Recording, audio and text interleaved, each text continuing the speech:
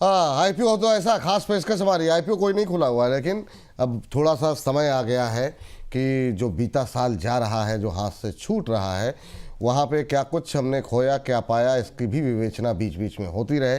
पहले आज के दिन 30 तारीख है और कल 31, तो दोनों दिन हम आईपीओ के सेगमेंट में इस बात की विवेचना करने वाले हैं सबसे अच्छे आईपीओस कौन से रहे। हालांकि अगर पूरे साल की अगर हम बात करें तो ये साल आईपीओ के लिहाज से बहुत अच्छा नहीं रहा। लिस्टिंग गेन मिले लोगों को, लेकिन इन्वेस्टर को उतने पैसे बने नहीं। बहुत सारे आईपीओ ऐसे भी आए हैं जिनके मतलब जिनमें खाली जो प्रमोटर्स थे उन्होंने ही पैसे जुटाए। रिटेलर अगर उन्होंने लॉन्ग टर्म सोच करके रखा तो उस तरह के रिटर्न मिले नहीं। हाँ, बहुत सारे में पैसे बने भी हैं, लेकिन आज उन्हीं की बात करते हैं जहाँ पे आपने पैसे बनाए हैं। हर्ष हमारे साथ जुड़ चुके हैं। हर्ष, बताइए जरा, क्या कुछ डेटा कह रहा है, क्या आंकड़े आपके पास हैं? जी, तो देखिए 2025 में ऐसे 10 आईपीओ लेकर आए हैं हम लोग, जिन्होंने निवेशकों को ना सिर्फ इशू के बाद लिस्टिंग प्राइस के हिसाब से बल्कि एक बम्पर रिटर्न जो है वो बना के दिए। छुपे रिस्तम आप इनको कह सकते हैं यहाँ पे। तो देखिए सबसे पहले कौन सा आईपीओ जिसमें ताबड़तोड़ सबसे बेहतर रिटर्न निकल के आए हैं, स्टर्लियन इंडिया फ्लोरोकेमिकल। और अपने दर्शकों को बता दें, ये जो कंपनी है बेसिकली डिस्ट्रीब्यूशन और साथ ही मैन्युफैक्चरिंग करती है यहाँ पे रेफ्रिजरेंट और स्पेशल गैसेस को। रेफ्रिजरेंट बेसिकली एक तरीके का आप ये समझिए कि फ्लोराइड होता है जो इस्तेमाल किया जाता है कूलिंग सिस्टम्स के लिए, यहाँ पे एसी और रेफ्रिजरेटर के लिए। अब आप देखिए इशू प्राइस कितने का था इस आईपीओ, 90 रुपए के आसपास था प्रति शेयर के भाव।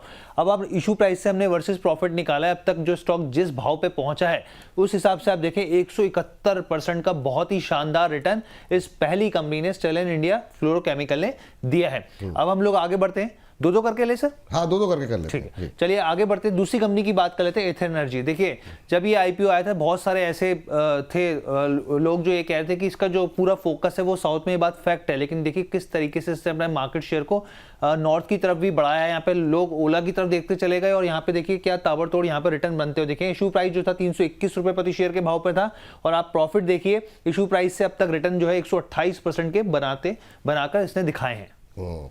और ये दोनों ही शेयर ऐसे हैं इसमें काफ़ी क्वेरी रहती है, खासतौर से एथर को लेकर के काफ़ी लोग के सवाल रहते हैं हमारे पास। खासतौर से ओला के प्रदर्शन के बाद तो ज़्यादा ही लोगों की रुचि बढ़ गई।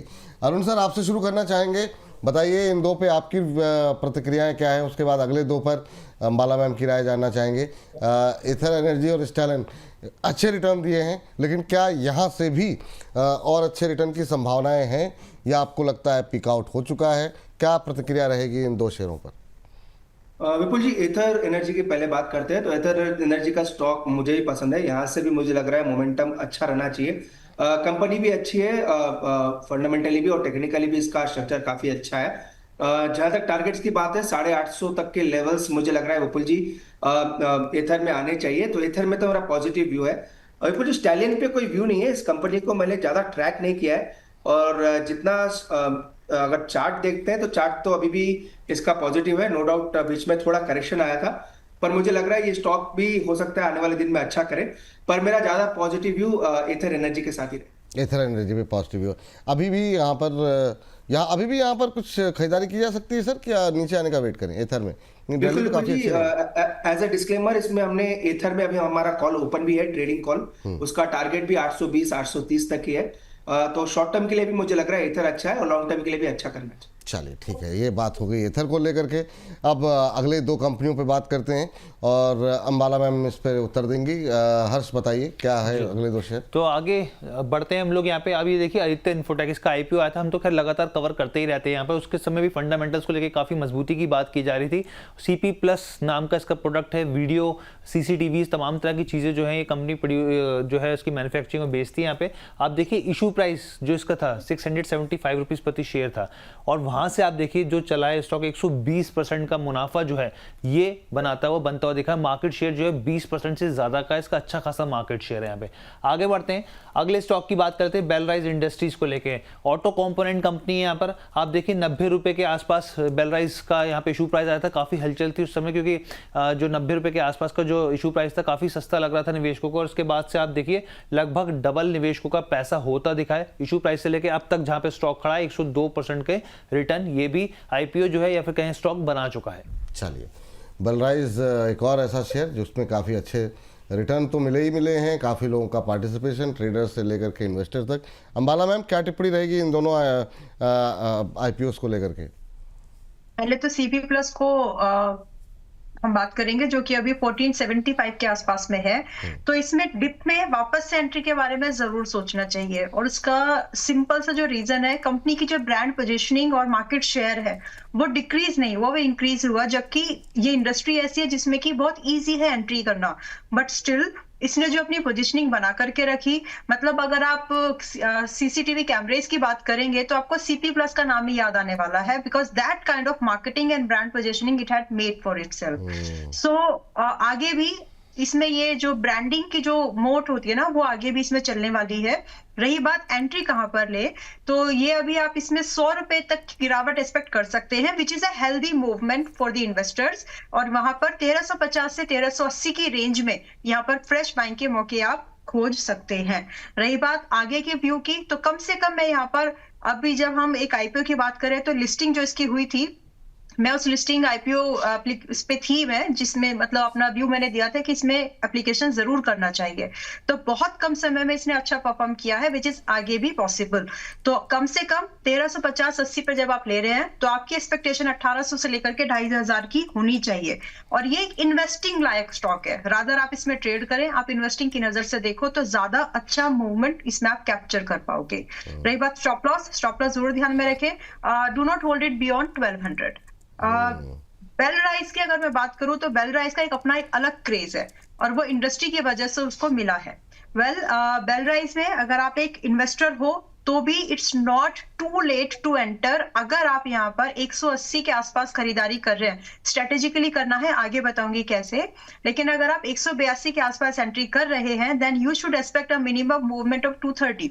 230 का एक पहला टारगेट आराम से एक्सपेक्ट करिए, और कम से कम 250 का second target.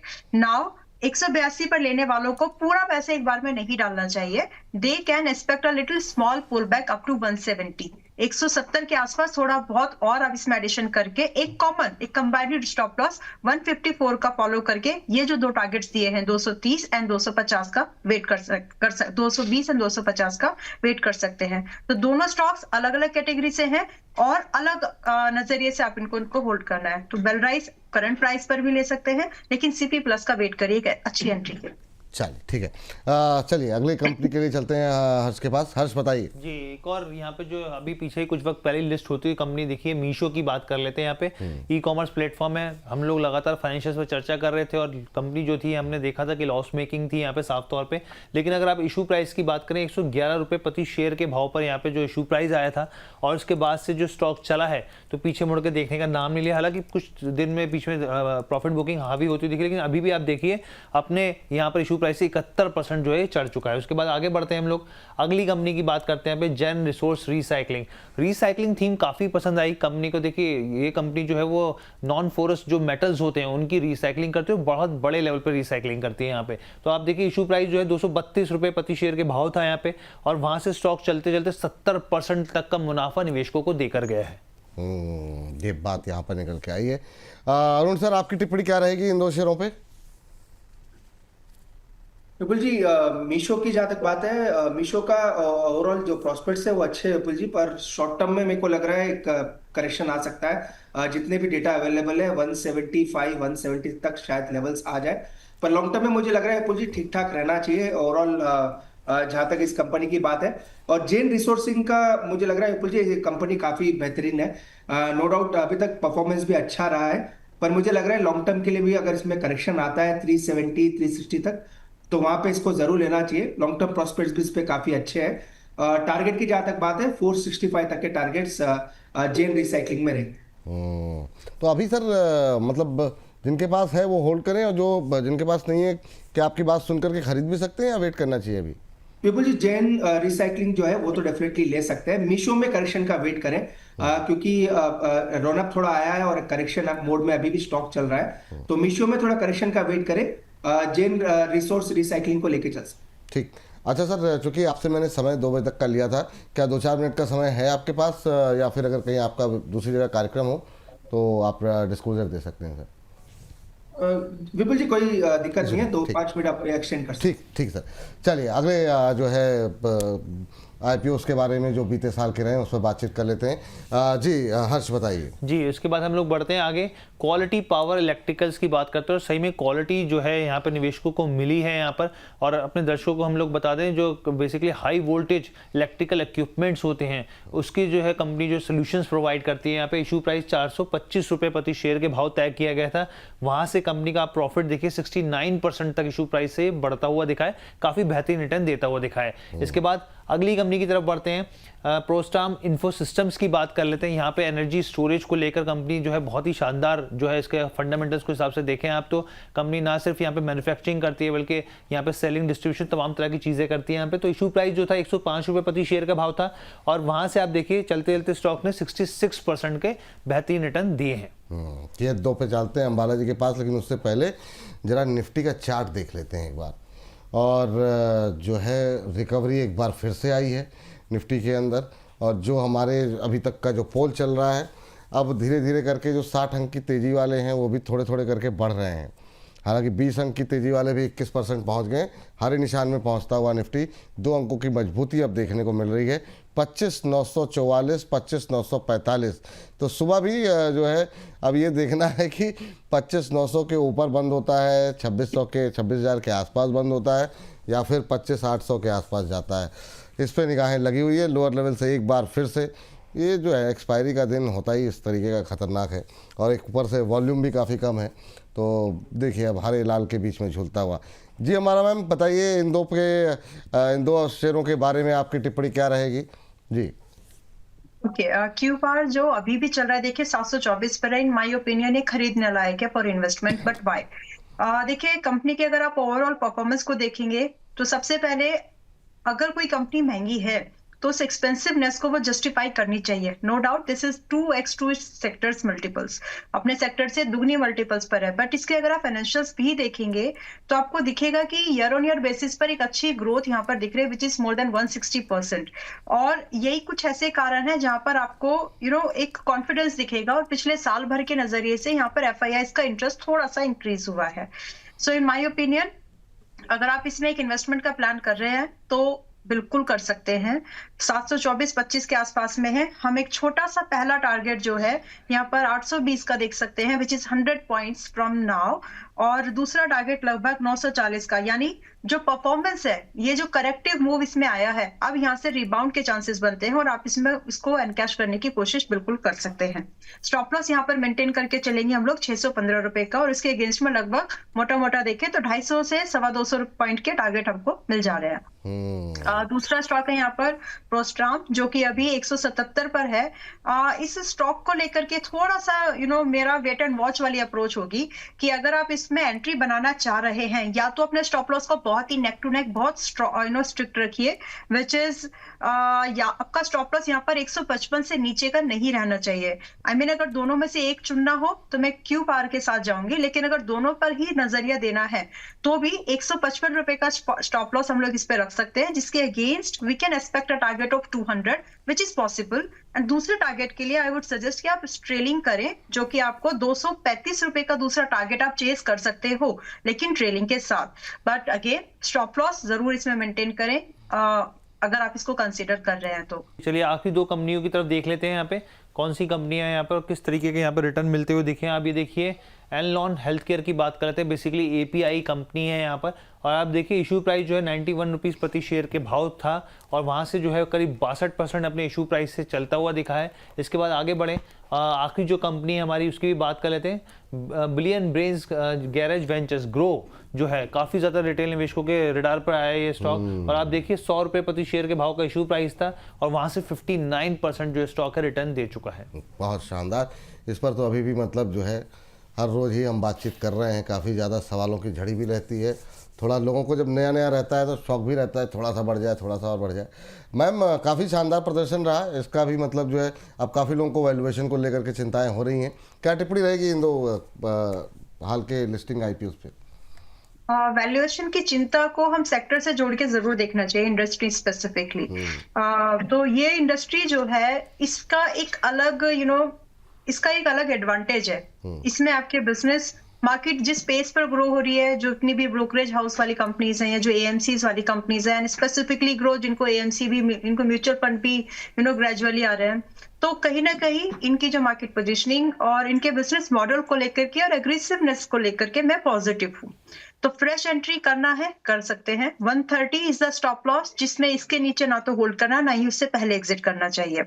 185 is the first target, 210, 240 ये टारगेट्स है, एंड 2026 में मुझे लगता है कि ये टारगेट्स इजीली अचीवेबल हैं। तो इससे ज्यादा गया तो वो जिसके अगर होल्ड करेंगे तो उनके लिए, लेकिन इतने तो पॉसिबल यहाँ पे बिल्कुल बनते हैं। तो फ्रेश एंट्री के लिए ठीक ठाक लग रहा है, कोई प्रॉब्लम नहीं लगती। अब अरुण सर, आपकी भी राय जानना चाहेंगे, क्योंकि ग्रो अभी सबसे ज़्यादा ट्रेंड में है, काफ़ी लोग जानना चाहते हैं इन दोनों स्टॉक्स पे। मैं चाहूँगा कि इसको ज़रा बदलते भी रहें स्क्रीन पर, कि दोनों ही शेयरों के नाम आते रहें।